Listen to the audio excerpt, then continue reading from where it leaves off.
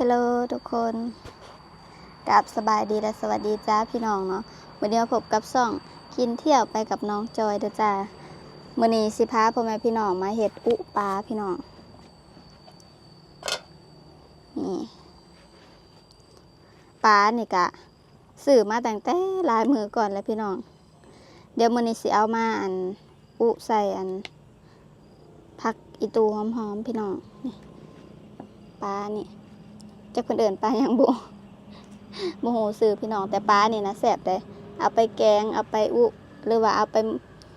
ไปปิ้งก็แซ่บเนาะเพราะว่ากลางเพิ่นจะบ่ค่อยลายนะทุกคน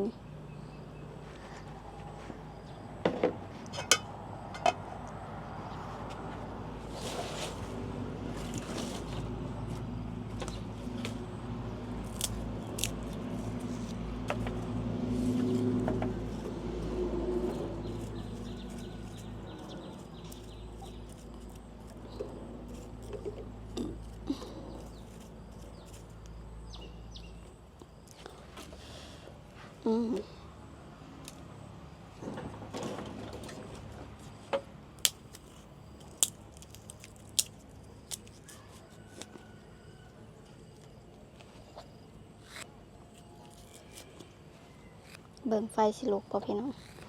ไฟยังน้อยเดียว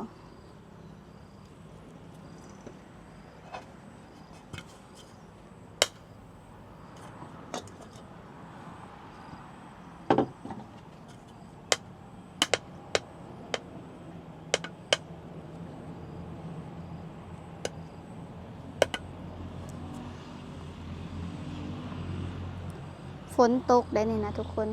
ตกมายิบตกกันค่อยๆขึ้นฟ้าขึ้นฝนมานี่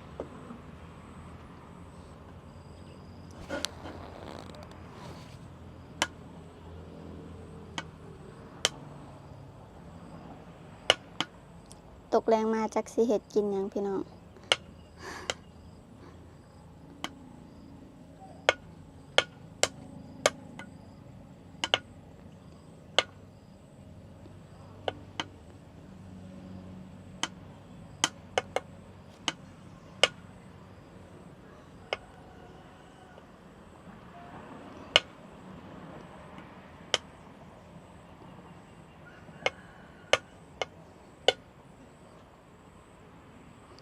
ย่างถ่านก่อนหนึ่งนะทุกคนมาเบิ่งว่ามันสิลุกไหนอยู่บ่นี่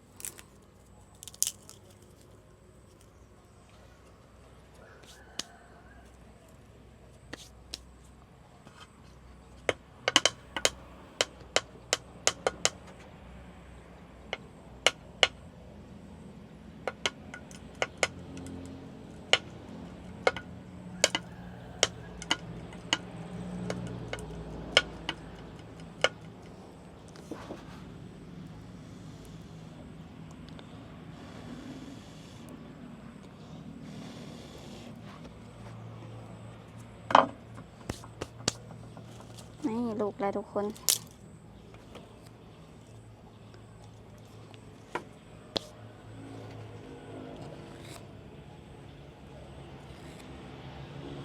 ถ่านเบิดนะพี่น้องก็เลยว่าได้ใ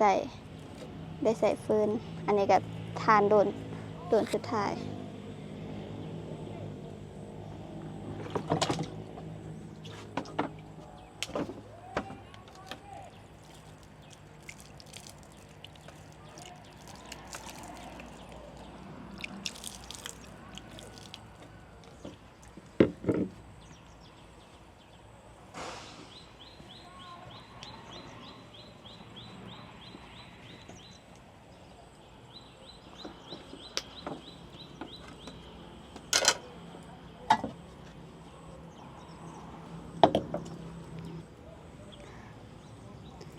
ส่วนของอุปลาเขาก็จะปรุงก่อนนะทุกคน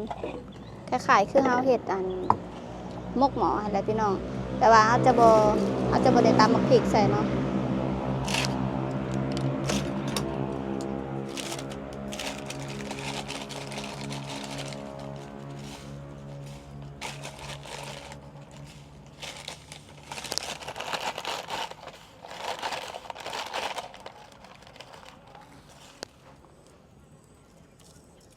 ใส่เกลือ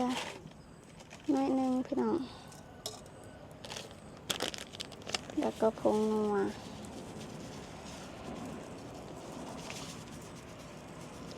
มีปลาหน่อยปลาใหญ่กะอุได้คือกันพี่น้องถ้าปลาหน่อยกับปลาซิวส่วนมากเพิ่นมักเอามาอุแบบนี้เนาะแบบอุให้น้ำแห้งๆกินมันจึงแซ่บ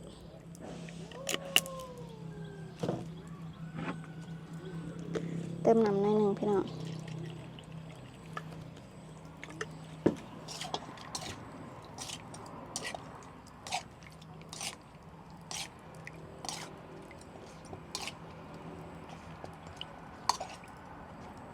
เครื่องปรุงกับซิมีประมาณนี้เลยนะทุกคนมีแต่ซ้ำนี่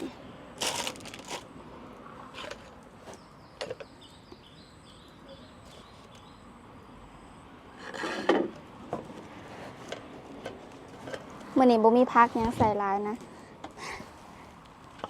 เดี๋ยวสมสิใส่เป็นมักเล่นหน่อยคือเก่า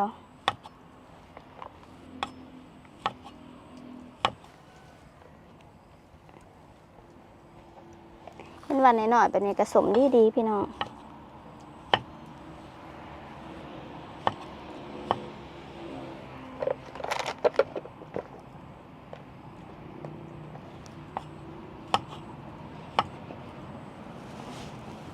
มักเล่นจ้า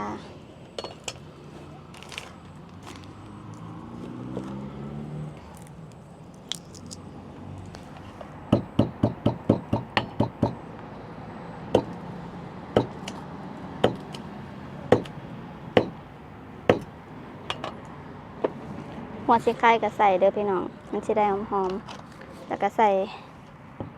ข่าต่างแค่ว่าเฮาบ่ได้ตำคือเฮาเฮ็ดหมกหม้อเนาะใส่ให้มันดับคาว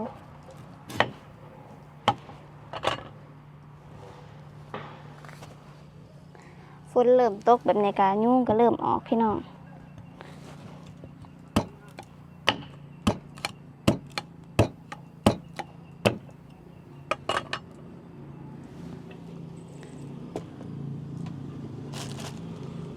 นี่ทุกคน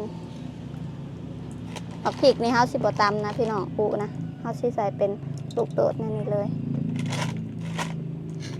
แบบกัดเอาเนาะ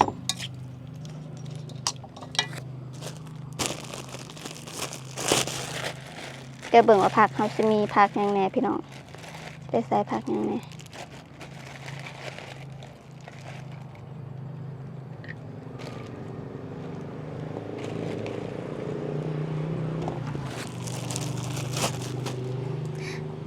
มีแต่ผักอีตูทุกคน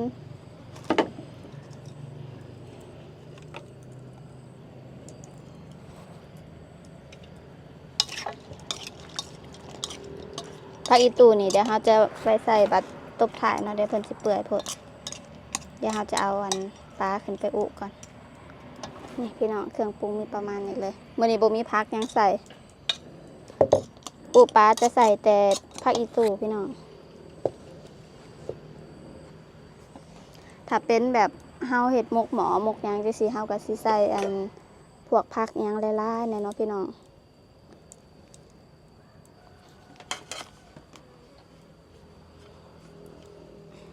ปิดฝาหม้อไว้บ่คนเด้อทุกคนเวล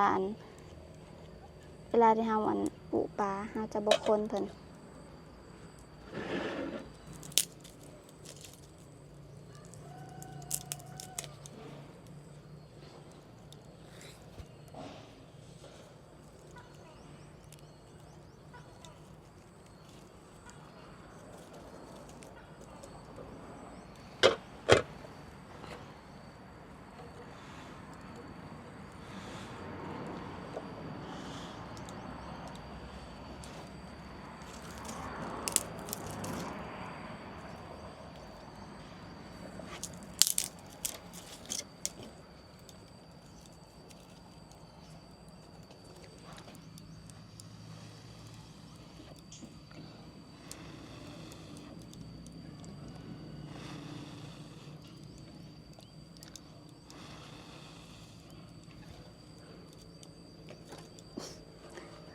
ทานเบิดก็สิได้ใส่ฟืนนี่แหละพี่น้องที่จริงก็ยังอยู่เนาะยังแบบก้อนน้อยๆเพิ่นแต่ว่า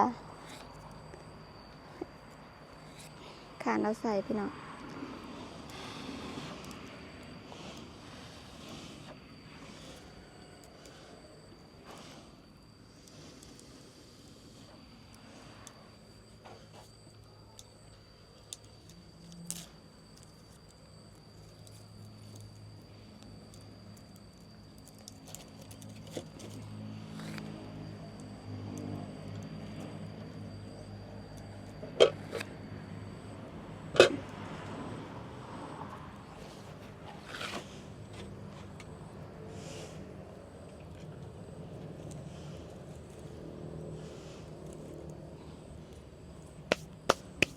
เป็นตาได้กินอยู่พี่น้องแบบนี้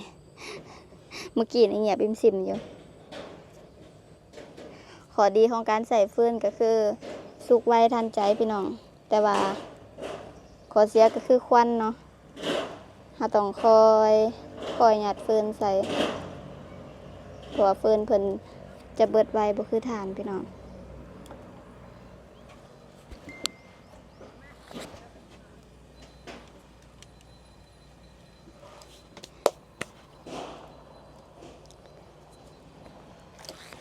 วันนี้เมนูง่ายๆพี่น้องอุปลาแห้งๆเนาะอุปลาแหมๆกินกับตำแจ่วสำนี้ก็แล้วเลยพี่น้องอาหารแรง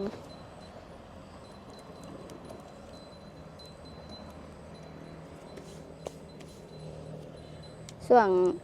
ยามหอดไก่หอดยามลงนาเลยได้พี่น้องหรือหอดอะไรพี่น้องบางบ่อนเหมือนกระไทยหดเลยเนาะ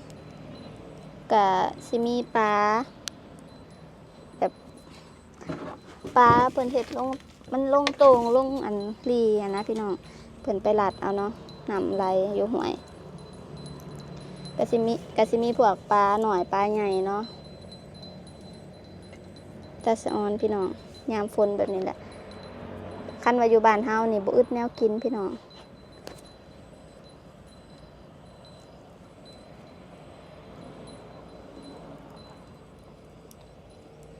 กบเขียดก็เริ่มออกลายแล้วนี่จักหน่อย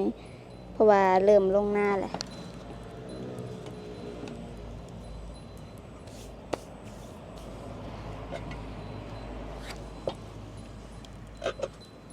จะเติมน้ำอีกน้อยหนึ่งพี่น้อง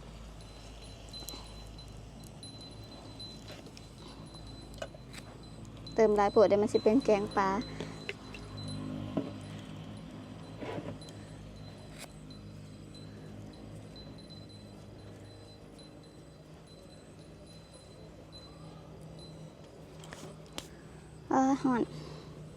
ห่อนน้ำอยู่หนาเตาพี่น้อง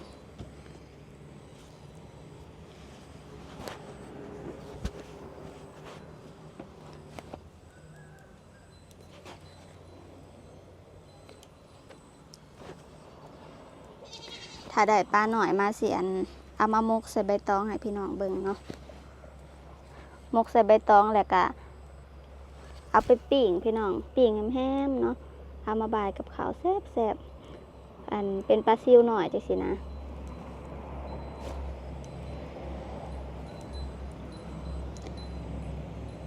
เอาไปปิ้งไฟอ่อนๆพี่น้อง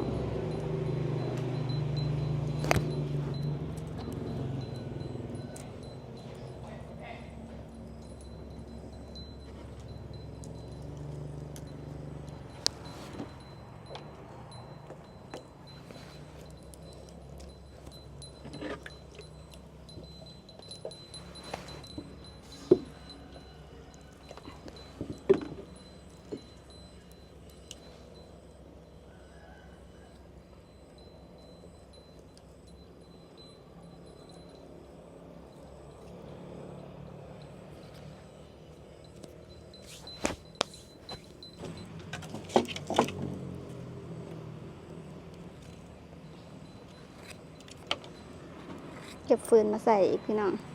บสันเราบซุกแท้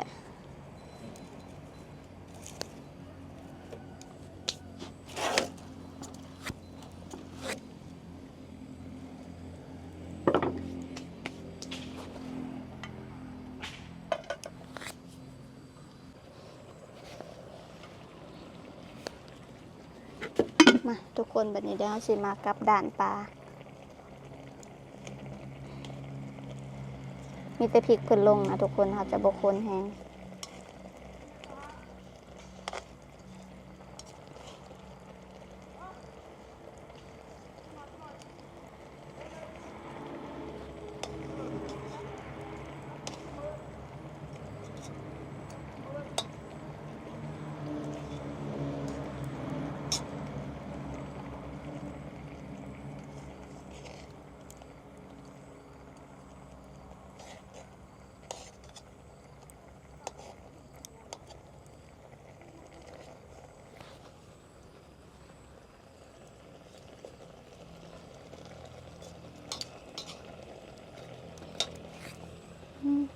น้ำเริ่มบกแล้วพี่น้องใส่ผักอีตูเลย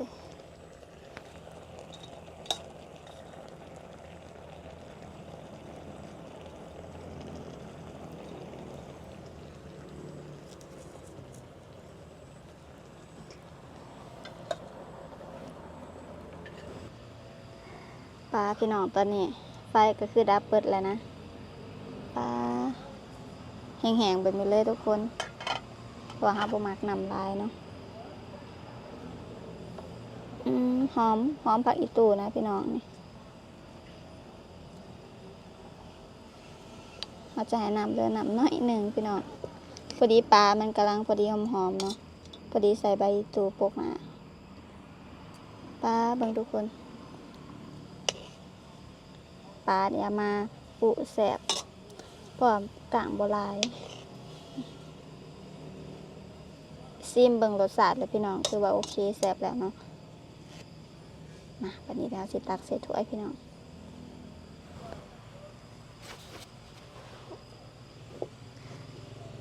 เป็นตะแสบบ่ทุกคนมื้อนี้สิบ่ได้มากินให้ทุกคนเบิ่งเด้อเพราะว่าข้าวยังบ่สุกซ้ำพี่น้องเดี๋ยวตอนนี้ก็สิได้ข้าวในเฮือนก่อนเนาะปลาหอมแห้งพี่น้องถ้าว่าผู้ใดมีผักขะแยงก็ใส่ผักขะแยงแห้งแสบนะพี่น้องอุนะอุปลามันจะคล้ายๆแบบอุปลาบ้านเฮาเลยมีผักขะแยงแห้งเนาะกระแสบคือกันพี่น้องเอาพี่น้องเดี๋ยวสำหรับคลิปนี้ก็สิขอตัวลาไปก่อนเนาะมื้อนี้มาอุให้พี่น้องเบิ่งซื่อๆเอาสำหรับผู้ใดที่มาคลิปแบบนี้อย่าลืมฝากกดไลค์กดแชร์กดติดตามคอมเมนต์แล้วก็อย่าลืมกดกระดิ่งเพื่อแจ้งเตือน EP ต่อไปเนาะเดี๋ยวคลิปนี้ขอตัวลาไปก่อนเด้อจ้าครับสบายดีและสวัสดีจ้า